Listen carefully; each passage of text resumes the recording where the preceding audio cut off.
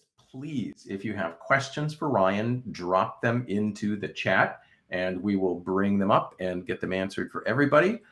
We have some questions that came out of earlier discussions that we'll get started with.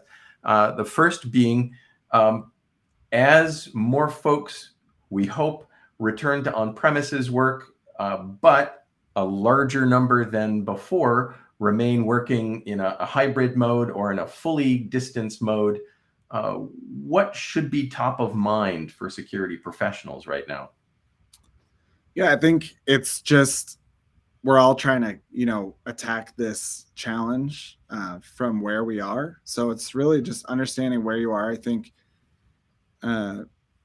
doing a real honest, like you mentioned, analysis of what have you implemented, where are you now today, but what's your ultimate goal in the coming months and years, because this is not going to change.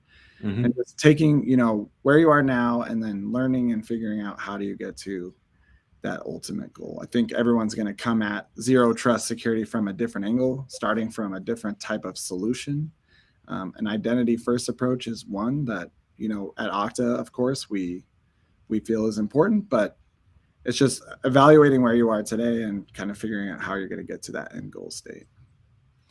And in the panel discussion earlier in the day, I don't know if you were able to monitor that.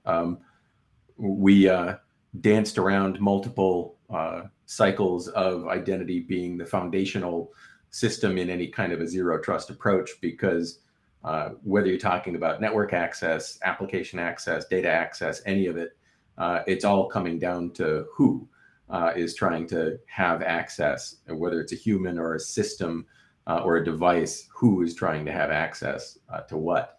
And that all boils down to questions of identity. Exactly. So now we've seen that sometimes MFA projects create user friction. Oh, wait, I've got to have a key fob. Where's my key fob? I can't get into anything if I've left that in the car. What are some ways Okta is trying to address the problem or the perception of a problem of increased friction?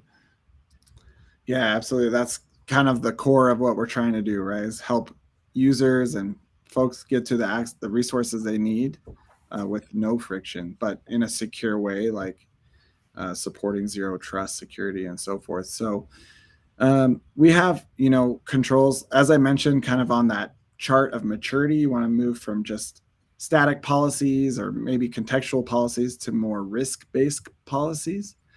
And so we have features built into MFA to help kind of understand when to step up authentication. Maybe they're trying to log in from a different country they're not normally in, or a different device, or the device is unhealthy. So really looking at risk signals, and then stepping up authentication when needed. But then when it's normal conditions and everything's verified and healthy and looks good, removing that extra barrier so they can get to the resources they need quickly and effectively as well.